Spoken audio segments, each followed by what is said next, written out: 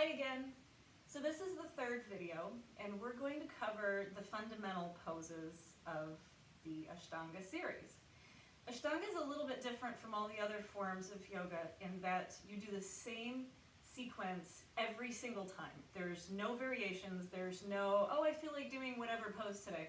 Forget it. This is really meant to help you focus and find routine in a daily life that can be chaotic. So when you come to your mat, you're not wondering, oh, what am I going to do today in yoga? And you know, one day you might do poses that are super hard, and the next day you do poses that are really easy, or you do a combination of poses, worse yet, that end up getting you injured. So Ashtanga kind of breaks away from that whole thing and says, when you get onto your mat, you're going to do sun salutations, the fundamental standing poses. You're going to practice whatever series you're doing, that's series 1 through 6. Just as a side note, I've been practicing Ashtanga for 20 years, and I'm only on the second series, so this isn't a fast progression. This is a lifelong work of art. And the last thing that you do is the closing sequence. Nothing changes. It's always the same, and you have to memorize it. I have my book here so I can remember the names of the poses, because sometimes it's all in Sanskrit, and well, you know how well I did in Spanish class in high school, so you can imagine. So I'm going to talk a little bit more, but from this point on, just know that when I stand up, you can fast forward to that point, and that will be when we're going to actually do some yoga. So Ashtanga doesn't normally use any props. It's not encouraged in a traditional class, but most teachers understand that not everybody is built the same way, and especially when you're beginning, you're not going to want to be stretching for the floor and reaching for your toes and doing all these things and losing the benefits of what you're supposed to be doing. So the goal is to keep the integrity of the pose, just with a little modification. So if you're supposed to have a straight back, it might actually help to have a block. I wanted to just point out that these blocks are cork. I have a set of bamboo blocks, and they're really pretty. They look beautiful. They suck. They slide all over the floor, all over the mat. There's nothing to be done with them, so now they're just a pretty thing over there in the corner in my basket. So these are cork. They sell rubber ones, foam ones, all kinds of synthetic materials. Just find one that's cheap and just buy it. So there's that. And then the second thing that I often show people is the strap. This is a 6-foot strap that I have buckled into a loop. And that's really the only way you're going to use it is in a loop anyway, so you might as well just get it started. These come in different lengths. I have an 8-foot strap, and it's stupid. It's totally pointless. I mean, unless I was tying up hostages, I have no reason to have it. So just go with the 6-foot. That should be plenty. The 3 things that Ashtanga has that the other forms don't have are things that right at the beginning we're going to mention them. I will talk about them every once in a while in poses, but you're not really going to focus on them until you've been practicing for much longer. Ashtanga deals in broad strokes. There's no, oh, turn your foot this little tiny bit, or oh, get your elbow. Forget it. You can be as sloppy as you want in the poses. The technique and the form itself doesn't matter nearly as much as just trying the pose. So don't worry about how it looks or if you're doing it right. If you feel like you're doing the pose, you're doing it right. You will be in a class at some point, and you could go the entire class without a teacher ever touching you, which is actually good. You don't want to be adjusted all the time, because then you get bogged down with the little things. Someday, I mean, you might be at a point, you know, in 3 or 4 years from now where you start hearing things like, oh, you might want to twist that shoulder this way a little bit. It's always to keep you from getting hurt. That's the only reason an Ashtanga teacher would give you any suggestions. So it's not a refined practice. It's not like the cover of Yoga Journal where, you know, the girl is doing a little pose with her thing and the leg and the whatever. So forget it. So Ashtanga does have these 3 points that we try to focus on while we practice. The first is the breathing. And the kind of breath that we do in Ashtanga is called Ujjayi Breath. And Ujjayi is meant to build heat and energy inside of your body. Sometimes in class, you know, the teachers think they're being really hip and they're like, oh, it sounds like Darth Vader, and everybody laughs. But it really does sound like Darth Vader. And you do it with your mouth shut, and it's like you're making an H in the back of your throat and forcing the air through your nose. And when you're in a classroom of, 25 people, all making that noise at the same time, it starts to sound like surf, and it's pretty amazing. So as much as you can, you start to work on this first. That's the first thing that you're going to really be focusing on as part of your Ashtanga technique. The second is Drishti, and Drishti is the gaze. And every pose has a different place for your eyes to be. This is really, really important for balancing poses, which we'll do a few of them today. If you think of your hands as being the thing that we want to grab onto stuff with in order to balance, then consider your eyes as the substitute for that. So instead of holding onto the couch, I'm going to stare at the couch. And for whatever reason, this actually works. So we'll talk a little bit about Drishti as we're doing some of the leg balancing poses, but for now, there won't be a lot of talk about it. And the third thing is Bandhas. Bandhas are locks, or energy locks, I guess is what would be the more appropriate way to call that. The purpose of these is to engage certain muscles. It seems all esoteric, like, oh, I'm gonna engage my flying upward lock and suddenly I feel light. Yeah, whatever. It's really about engaging your stomach muscles so that you're strong in a pose. So the three that there are Jalandhara Bandha, which is the chin lock, and you just simply take your chin down to your collarbone and you hold it there. This one we don't do very often because it makes it difficult for us to do the breathing. So there's only a few poses where you're going to do it, and in some poses it's actually engaged without even trying. It's part of the pose. The second one, which I just mentioned, is Uddiyana Bandha, and Uddiyana Bandha is called the flying upward lock, and it's like your solar plexus is where you're supposed to engage from, but just think of it being just above your belly button. This actually helps bring you taller in certain poses. Once you get into arm balances and things like that, you absolutely need to have this one in order to have strength and balance in those poses. And the last one is Mula Bandha, and you've given birth, so you know about the perineal muscles.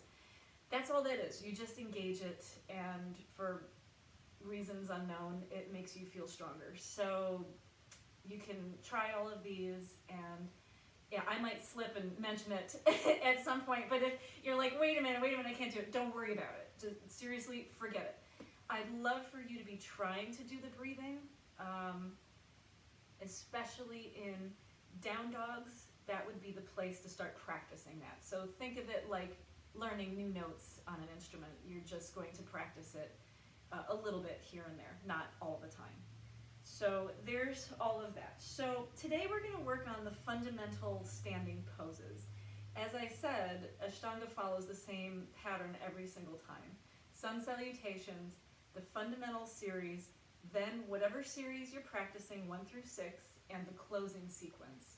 So you need to memorize this stuff, or, like me, just always have your book with the pictures handy so you can remember. Now, for most people, and you will be the same, you will memorize the sun salutations, the fundamentals, and the closing sequence, no problem, because you do that every single time. It's the primary series that's going to take a little bit of time and work to memorize, so don't worry about it. I think that's all I'm going to say before we stand up and start doing yoga. I'm going to do 2 sun salutations. Actually, I guess technically I'm going to do 3. So I'm going to do the first one with the variations like we learned on the last video. Then I'm going to do 1 as it's supposed to be. You can hit pause and do a couple more on your own. And then I'm going to do one of Sun Salutation B without variations, and then you can hit pause and do a couple more of those.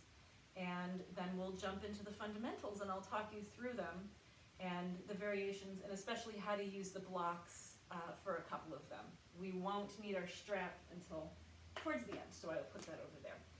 Okay, I'd love to ask if you have any questions, but what are you gonna do? So here we go, Sun Salutation A with the variations.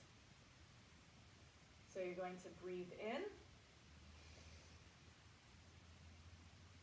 exhale, and if you need your knees bent, they can stay a little bit bent. Inhale, look up, you can put your hands. Exhale, step back, plank, and lower down to chaturanga, all the way down to your knees. You can rest your chest on the mat. We call this caterpillar in children's classes. And then inhale, cobra. Exhale, turn your toes under. And down dog.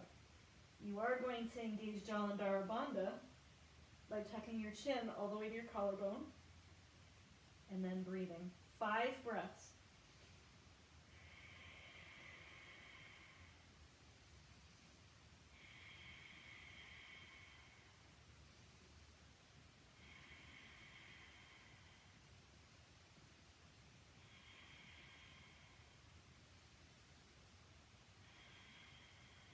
Look between your hands, walk yourself forward, inhale, look up, exhale, fold forward, and inhale, come on up.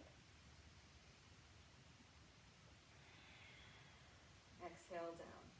And now here's a Sun Salutation without the variations. 1 breath per move and 5 breaths on your down dog. Inhale,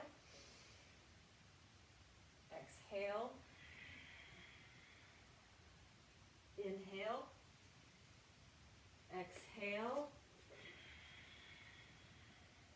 inhale, up dog, exhale, down dog.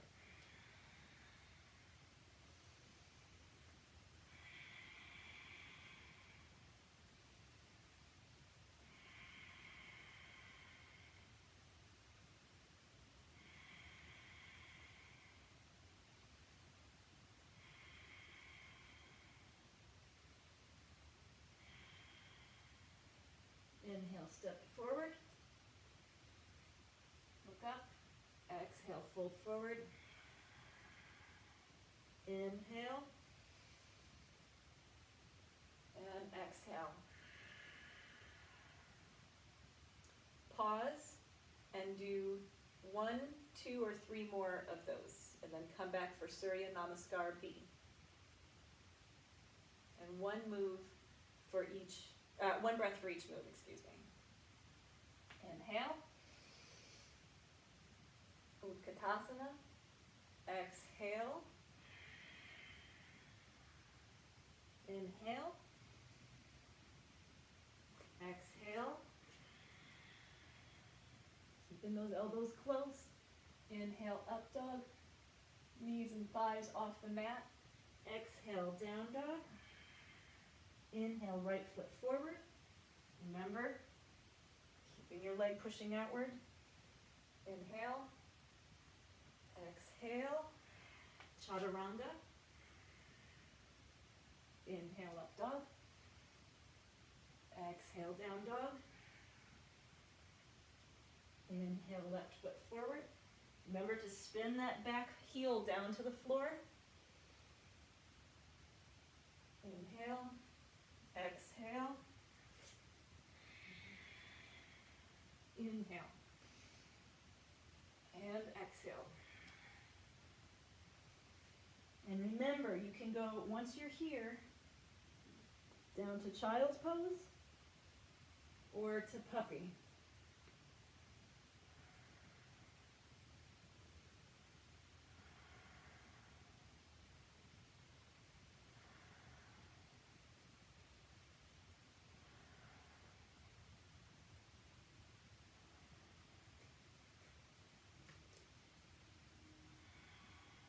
Inhale, step yourself forward, look up, exhale, fold forward. Inhale, Utkatasana, chair pose. And exhale. So this is where the fundamental poses begin. Every practice starts here. So the first thing that you're going to do is hands on your hips. You're going to hop your feet hip width apart. You can use the blocks or the strap here. I think the blocks might be better for this. The pose, Padangustasana, fingers to toes, or fingers to feet. You're going to lean forward, fold forward, and you're going to hook your fingers in your toes. If that's easy, great, you can do the whole pose. If it's not easy, but you can reach down your legs, then hold on someplace. Your ankles are fine, just not your knees. But it's actually taught to hook your fingers and bend your knees. And as you get better at the pose, you straighten your knees. So I would prefer that you learn it this way, with your knees a little bit bent. You're trying to fold from your lower back. There's 2 of these in a row. So you're folding from your lower back. Your elbows are going to come out to the side, make a square, and they're always moving forward. Your eyes, or your Drishti, is going to be right between your big toes and a little bit forward like a triangle. 5 breaths.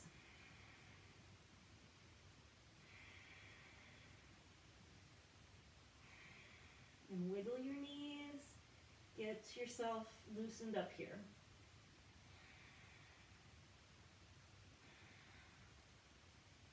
Padahastasana is the second one of these.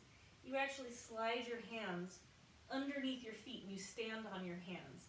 For now, we're going to do the same pose, but how about with the strap? You're going to stand on the strap, and instead of bending your knees this time, you're going to straighten your legs, and you're going to work your hands down the strap and just pull yourself. And if you're going to do that, show you from the side, you want your back straight. And I call this a duck butt. So you think about, how a duck's tail looks sticking up in the air, and you're going to try to copy that. And instead of looking down, you're going to look forward.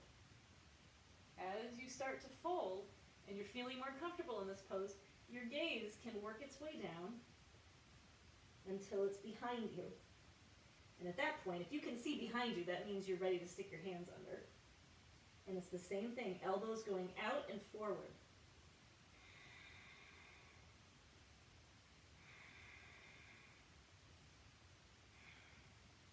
And then inhale. Move your stuff out of the way. Hands to your hips. And you're going to fold up. Try to keep that duck butt. And hop your feet back together. So triangle is next. Trikonasana. I'm going to face away from you at this point. If you were being set up with a mentor in class, you'd be to that person's left, so you'd see the back of some of these poses. This one in particular, I think the back is the correct side to see. So you're going to step. Your right foot is now facing straight to the back of your mat. Your knee is facing. Your left foot is not at a 90-degree angle to the edge of the mat, but you can start there. But if you notice, your knee isn't at a 90-degree angle. So you turn your toes to face whatever angle your knees are at, so your foot is turned inward a little bit towards the back of the mat. This pose, I lost my blocks. You should have a block for this. Start with it tall.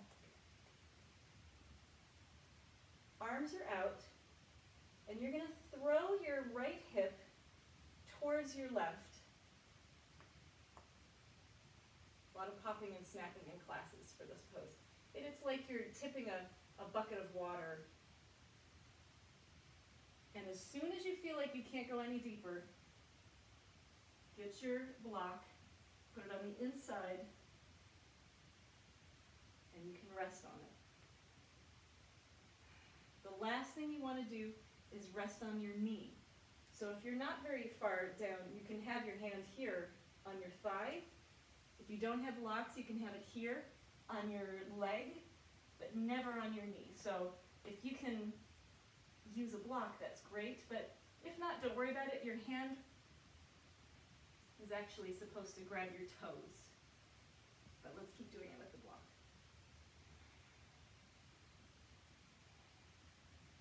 And then we come up after 5 breaths, and we switch to the other side. So now your left foot is facing straight, your right foot is pointed inward just a little bit towards the front of the mat. You put your block back on the inside of your foot over here, arms out, and you're going to throw your left hip under your right, and when you can't go down any farther, and your Drishti on this pose is going to be up at your thumb. So you have 2 chances to do this pose, and hopefully by the time we've done it twice, you've learned everything there is to know about these poses. You're just making a triangle.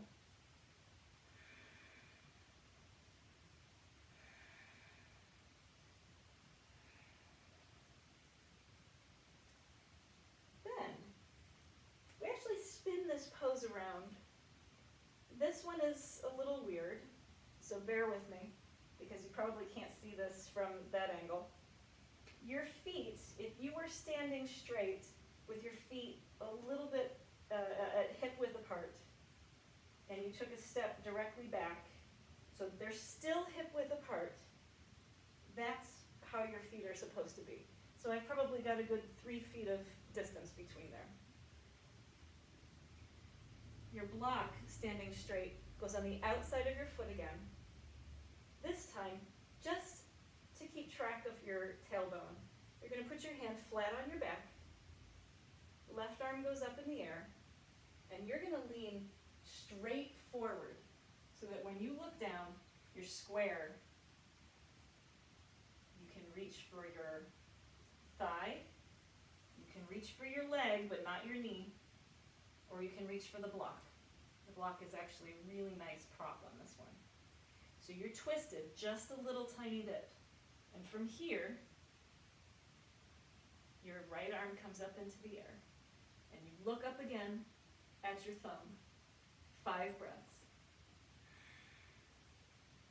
Pavarita Trikonasana, revolved triangle.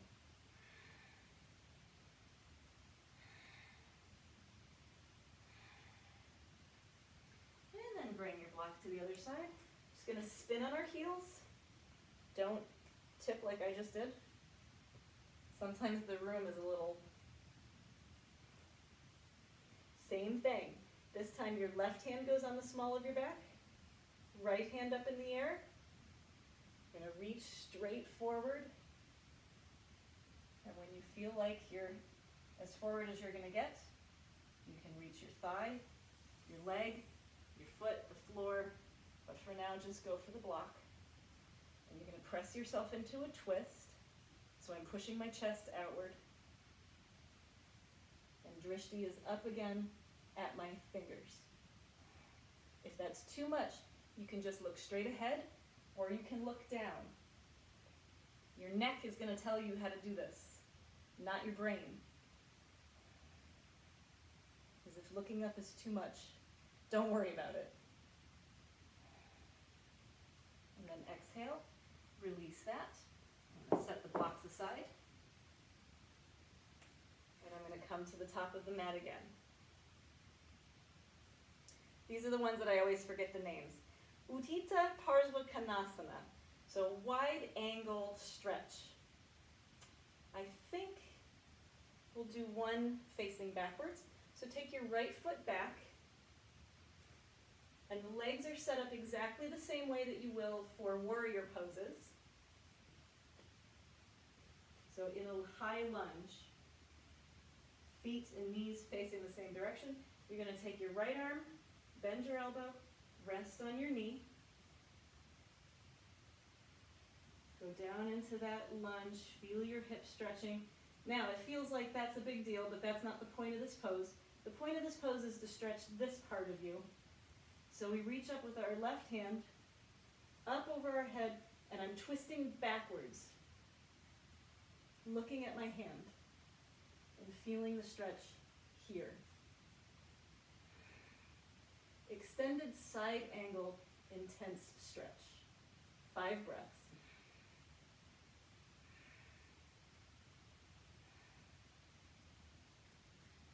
So stay where you are.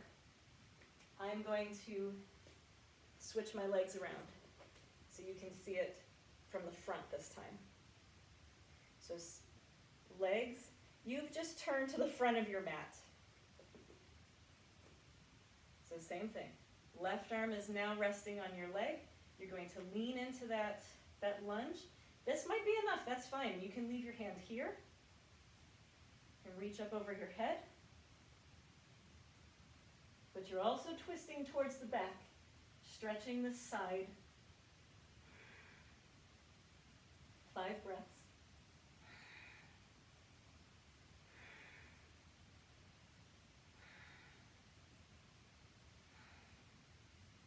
Good. Inhale. Let's come to the top of the mat. Let your legs relax for a moment. And then once you've got your breath back under control, take a big step back again. Same legs as before. When we do the video that has the full sequence without stopping, you'll see how these moves tie together. For now, don't worry about it. Right leg goes into a lunge. This time, right hand on my hip, left hand up, inhale, exhale. I'm going to bring this arm around to the outside of my leg. So I'm twisting and standing. I'm pressing my hands really hard together. That's making the twist. Breathe, 5 breaths. You're looking up at the ceiling.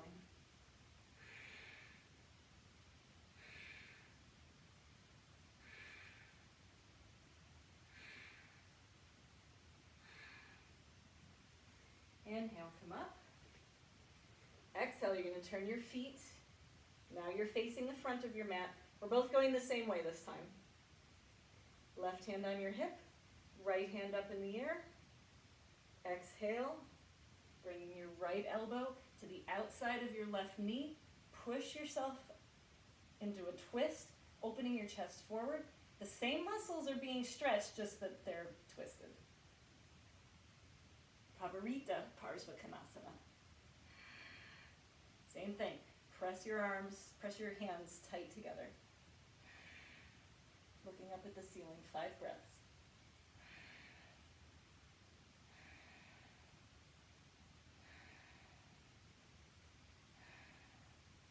Good. Exhale, look down. Inhale, come up. Wide arms, breathe in real deep. And exhale, come to the top of the mat. If at any point you get dizzy, which I get dizzy all the time, if you get dizzy, press your chin down into your chest and breathe deep, and everything will be okay. So now the next poses, I'm going to do them the opposite of what you're going to do. So I'm going to step back, but you're going to mimic. So you're going to step back with your right foot to the back of the mat. Your feet are not parallel to the edges of the mat. Again, they're slightly pointed in. Again, maintaining the knee and toe rule. This one, you're probably going to want your blocks again. I don't know, you'll have to decide what height you want them to be at. They can even be flat if you like. So here, you're going to look up, stick out your chest, inhale big, and exhale, folding at your hips. Your legs should be far enough apart that can happen. If they're close together, it's ugh.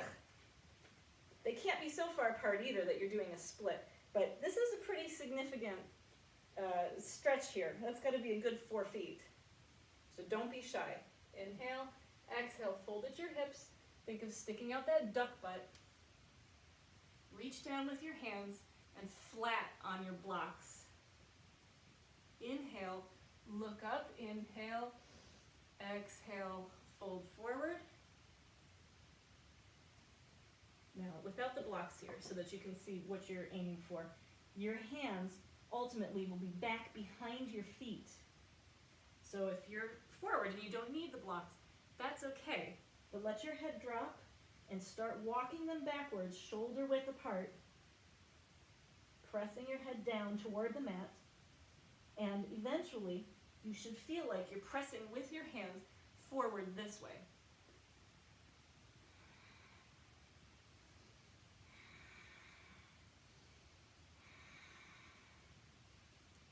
And then inhale. Exhale your hands to your hips. And inhale, come up. Again, if you're dizzy, chin to chest. So we're going to skip a bunch of those poses. There's 4 of those in a row. But I think that the other one that's important to learn at this point is the one that stretches your shoulders, because everybody could use a good shoulder stretch. So, hands forward together. Turn your palms out. Swim them around the back and clasp your hands together. You are supposed to have the heels of your hands pressing against each other so that they're like that and not like, I don't know if you can see. So they're like this and not like that. Nice and strong. Elbows are kind of turning forward. Shoulders are rolled. This is one of my favorites. So you're going to inhale, look up, and exhale as you tip. Let your shoulders relax and your arms come up over your head.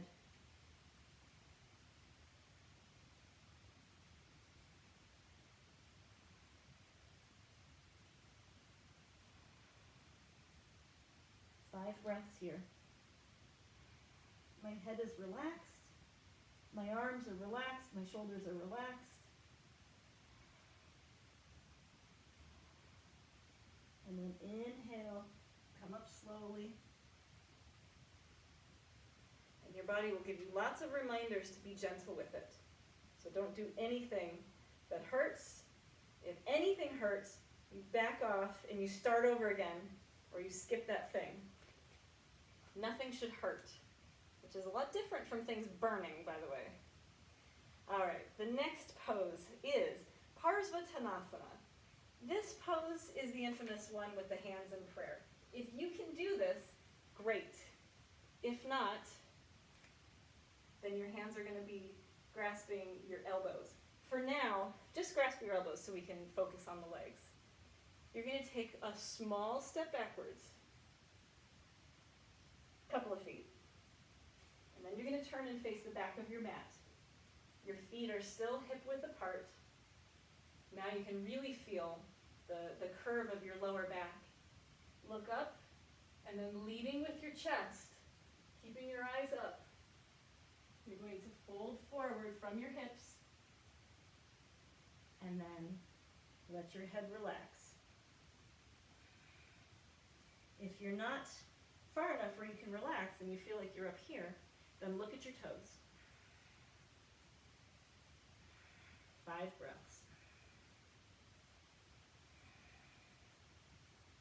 Inhale up, and you're going to spin yourself to the front of the mat. Again, your feet are still hip width apart. Your hands are still holding your elbows. Inhale and exhale. Lead with your chest, keeping your chin open, your throat open, and either looking at your toes or looking down at your knee.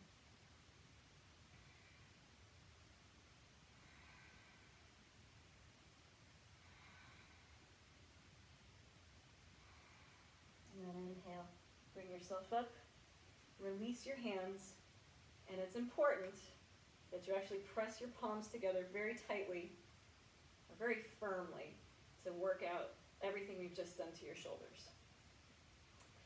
So the last few poses that we're going to cover are actually part of the primary series. This is where the primary series begins.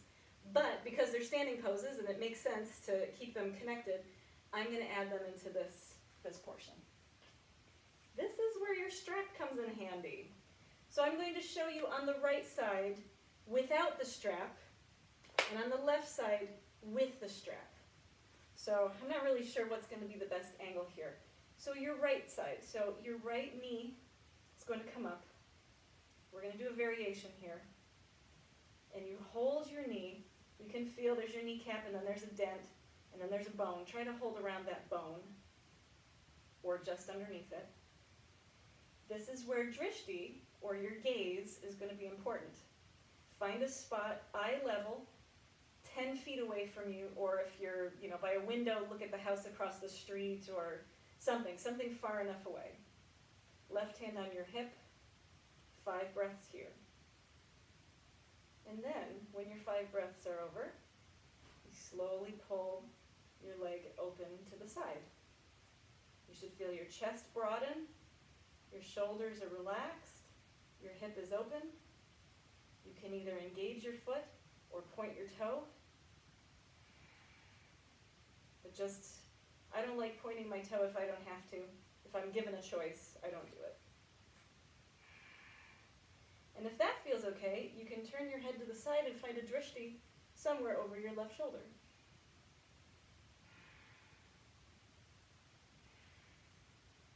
And then bring your leg back to the center. Grasp your hands around and breathe. 5 breaths.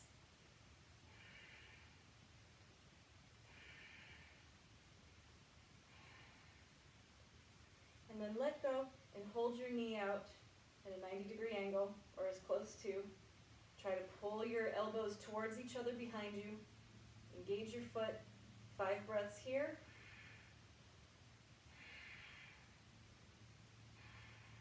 And then down.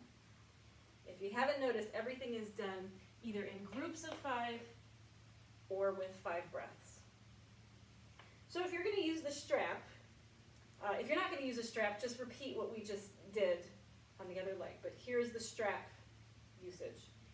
Anytime you use a strap, by the way, it goes around the ball of your foot, not your toes or your arch. I mean, unless you want to sprain all your toes, but keep it around the ball of your foot. I begin with it down on the floor. You're going to take the strap in your left hand, and you're going to raise your foot. Now, it could be here, that's totally fine. It can be here, but you're pulling with your arm. I'm going to relax it a little bit so that it's at almost a 90-degree angle. I'm pulling my toes themselves backwards, so I'm flexing my foot. I'm holding tight with the strap, and I'm keeping my Drishti. Ideally, you want to make sure your hips are equal height. One isn't raised up and the other, because that's what happens, you get off balance. But don't worry about it right now. Think about the leg and the balance. After your 5 breaths, you open your hip out to the left. And if that's easy, you can look out over your right shoulder.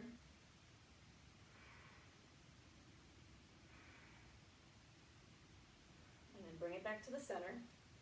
You're going to separate the loop. Take one side in each hand. Hold your leg. 5 breaths. And lastly, you're going to let go of the strap. You're going to take your hands underneath your leg, support it. You can stay here for 5 breaths, or you can let go. And if you let go, then your elbows pull backwards. Exhale, release your foot. I think the FedEx guy is coming, so 1 minute.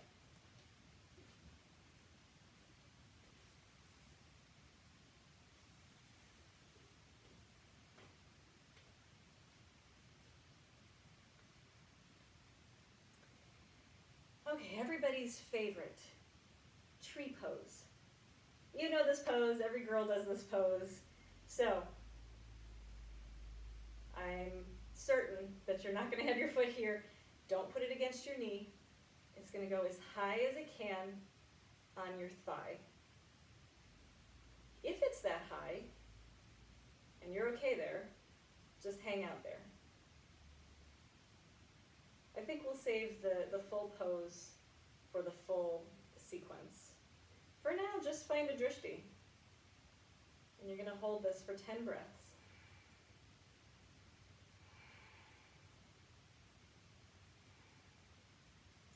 Okay, just pretend that was 10. Same thing here. Lift your leg as high as you can. Foot goes on your thigh or on your shin, but not on your knee. Leg is pulling backwards, so your hips are open and broad across the front.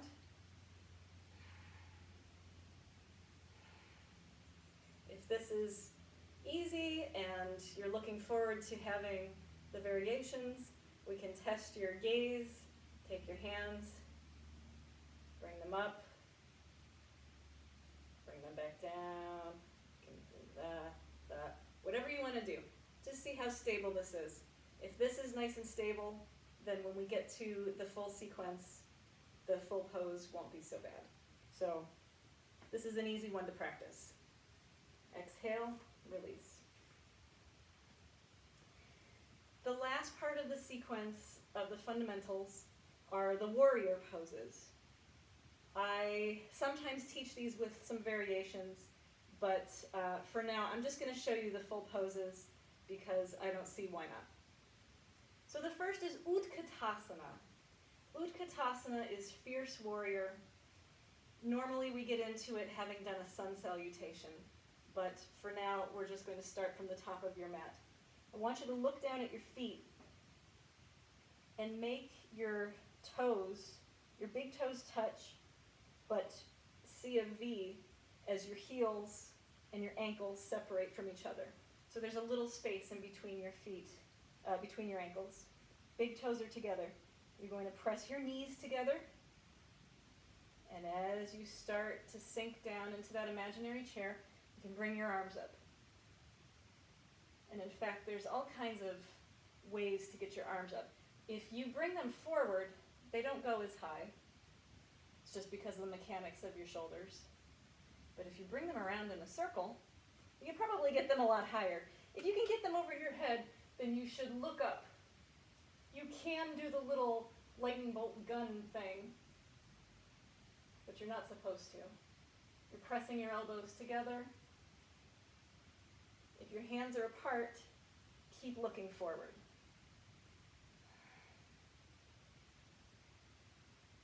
And then we are going to do a little vinyasa here. So forward fold. Inhale, looking up. Exhale, step back into plank. Chaturanga. Inhale, pressing up into the upward facing dog. Exhale, down dog. One breath here. Step your right foot forward. Same as in the sun salutation, no difference here, except that we're going to hold it longer. So 5 breaths, just check, make sure that you can see the inside of your foot. Same thing, bring your arms up. If they touch, look up. Virabhadrasana A. 5 breaths. Inhale, straighten your right knee. Ideally, you keep your arms up and you look at the ceiling while you turn, but for now, just bring your arms down. Set up your legs again. Look down at your foot. Make sure you can see it. Inhale, arms up. Same as Utkatasana. If your hands aren't together, look straight ahead.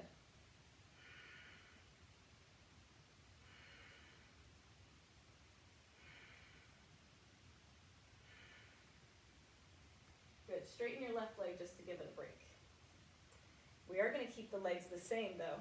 So left leg is going to bend again. You're going to face yourself as much forward as you can twist. You're open across your hips. Right arm comes out. Left arm out. And you're going to look out over your left hand. 5 breaths. Inhale, keep your arms out, straighten your left leg, turn your left foot in, turn your right foot to face the front of the mat. Exhale, bend your knee, looking out over your right fingers.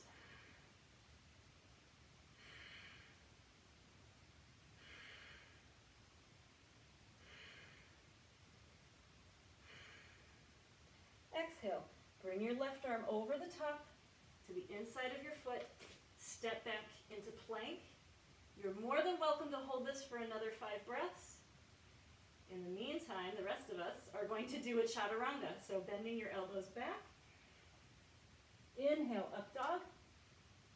Exhale, down dog. And then just for fun, see if you can jump to there. Just a little squat. And then you're going to sit. So that's the end of the fundamentals and the standing portion of the primary series. So if you didn't have any problems with Utkatasana and Virabhadrasana A and B, then you've already learned 3 poses of the primary series. Yay! So not a big deal. So the next portion is going to be the closing sequence. We're going to do just a couple of variations just to get you started, and not the full series because it's a lot. So it's not relaxing as it might actually imply as the closing sequence. So remember when we were little, and I'm sure your kids do it, the wheel pose where they do a backwards bend. If you can do that, that's great. I will demonstrate one after I show you the variation. So we're going to do a bridge variation. Your feet are going to be pretty close to your butt. They're going to face inward, like that. Facing inward. You're going to lay down flat on your back and reach out for your ankles. See if you can find them. And if you can, you're going to just start to lift your butt off the floor. You're going to shimmy your shoulders underneath you. You can hang on to your ankles and your heels. That's totally fine. You can clasp your hands underneath you. Point your pinkies forward. It gives you a more stable base, and they don't get crunched. You're just pressing your hips up and forward. You're naturally going to be engaging Jalandhara Bandha, the chin lock, because of where your chest is. Hold that for 5 breaths, and then come on down. If you're going to do a full wheel pose, which is fine, just we get into it a little bit more cautiously than children do. So what we do is we dive our hands backwards and we place our fingertips just under our shoulders. You're going to start the same way, lifting your hips, and then roll onto your head. And you're going to stay there for a second, making sure your feet are facing inward, your hands are solid, and press up. You're going to try to straighten your hands, or your arms, and look down between your hands. 5 breaths. And when you come back down, just try to do it without toppling. Be kind to yourself. So after that, you can pull your knees into your chest. Nice, gentle forward bend. Roll on your back a little bit. You're supposed to do 3 of either one of those or a combination. Grab your strap, and you're going to wrap it around the balls of your feet again. And you're going to fold forward. As just a side note here, this is not the way we're going to learn the forward fold in the actual series. In the closing sequence, the forward fold is slightly different. So here, you're going to lean forward and then round your back. So you're not going to have a straight back on this one. You can use the strap to pull yourself. You can rest your hands over the tops of your feet. You can rest them on the mat next to your feet. But the idea is to have a relaxed, round back. This is where the teachers come and lay down on top of you.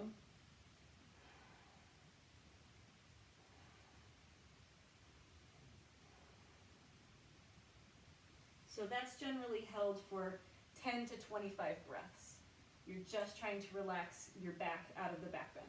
So, which brings up another point, that all of these poses, which you may have noticed, actually do one thing and then the opposing thing after it. So like triangle, we reached up one way, and then we turn around and we did it the other way in a twist.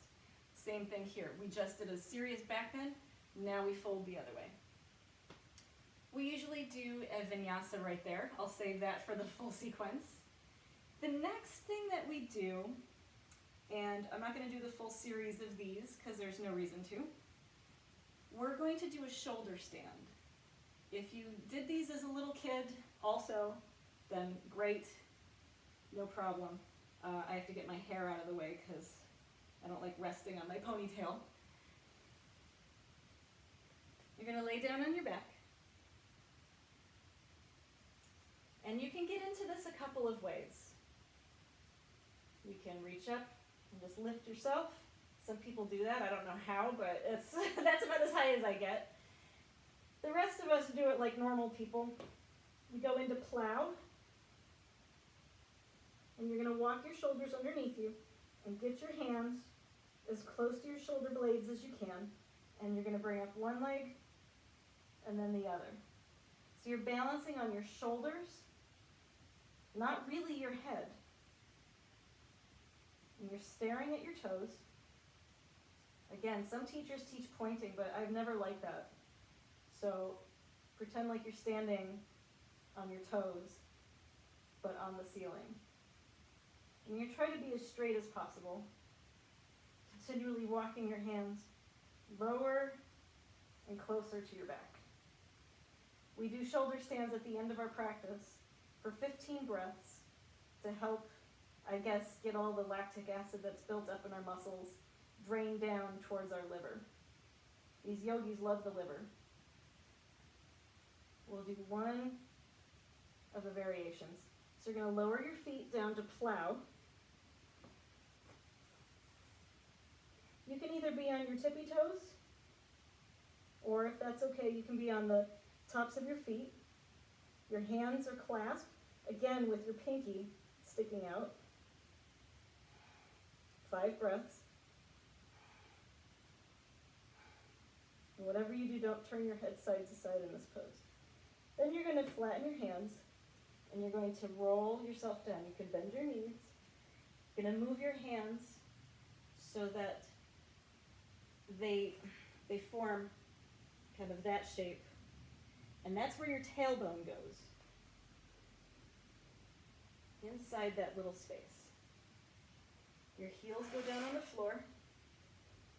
You're now sitting up a little bit, tailbone off the floor. Feet are flexed, and you're going to lean your head back and try to reach the floor with your head. But there's a big space underneath your back. And you breathe in through your nose and out gently through your mouth like you're blowing at a candle that you're not going to blow out. 5 breaths.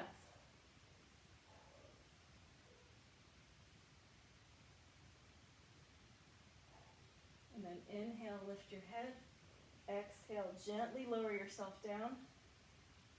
Take your hands, clasp them behind your head, hold your head up a little bit, and just the reverse to stretch out your neck again. Roll up to seated. There are handstands and things that happen there, but we're not going to do those today. What we do next is stuff that you're going to be able to practice on your own. The infamous Lotus Pose. So if your hips are open and doing fine and you can do this, then it's right foot over the top of the left leg and up near the hip. It's high to it's literally poking me in the belly. And then your left leg over the top. Again, tight and close to the belly, like you just tied yourself into a knot. So that's the full pose. Here, I'm going to just keep myself here for a minute and show you the full pose, and then I'll do the variations for you. If this is okay, you can reach around the back and grab your elbows again like we did in the other pose. If that's easy and you want to try something fun, reach your left hand out and grab your right toes with your left hand. Now, this is a great little trick. Take your right arm and fling it around your back and aim for your right toes. I'm all confused which foot is which. Left foot, left hand, right hand. My right foot is over here now. And so you literally take it and whip it around like a whip, and it's easier to reach it. So if you can reach that, that's fantastic, and that's awesome. And you sit here for one breath, and then you lean forward. Baddha Padmasana, bound lotus. This right here is the purpose of the entire practice, to get yourself to this point. This is forward folding. You're going to try to get your forehead to the floor. 5 breaths.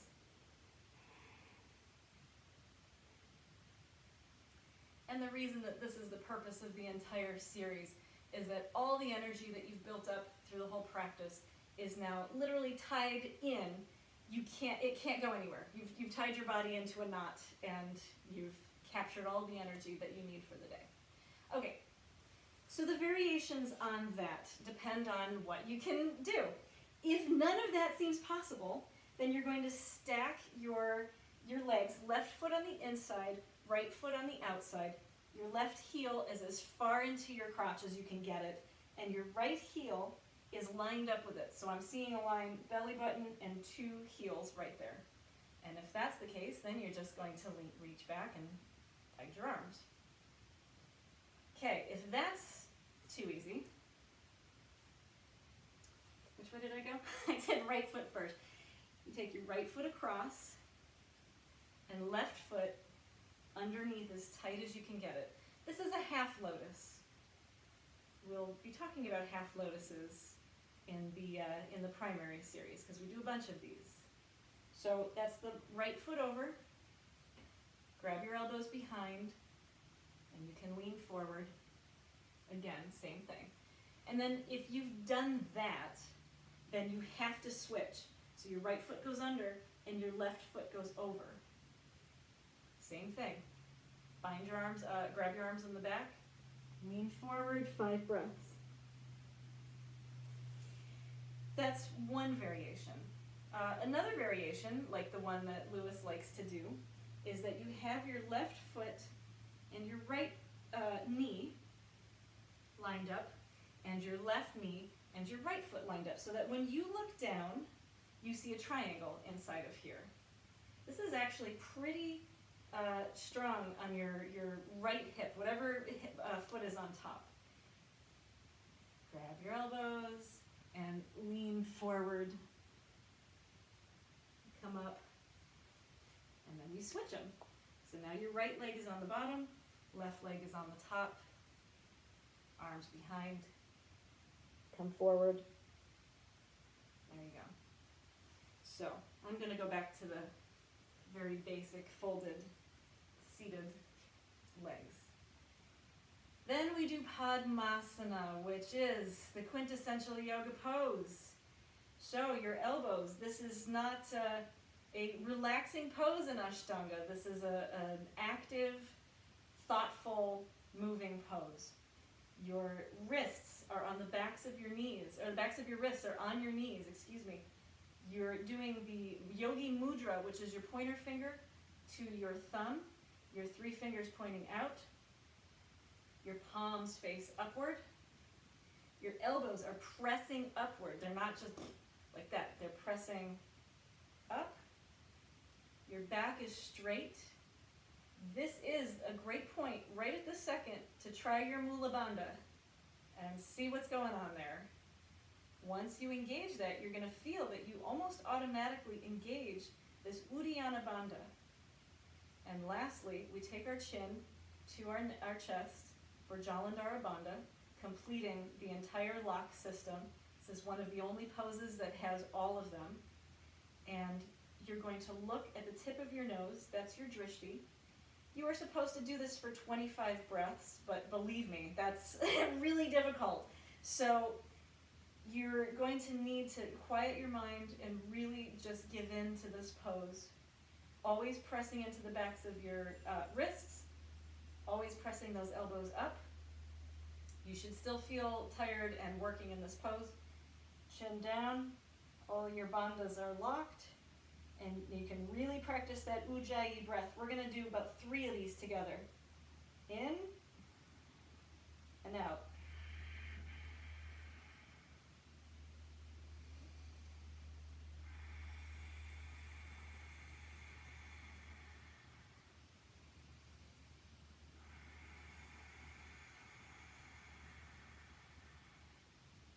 So I'm going to leave the video there, and you can stay there and practice Lotus for a little bit of time.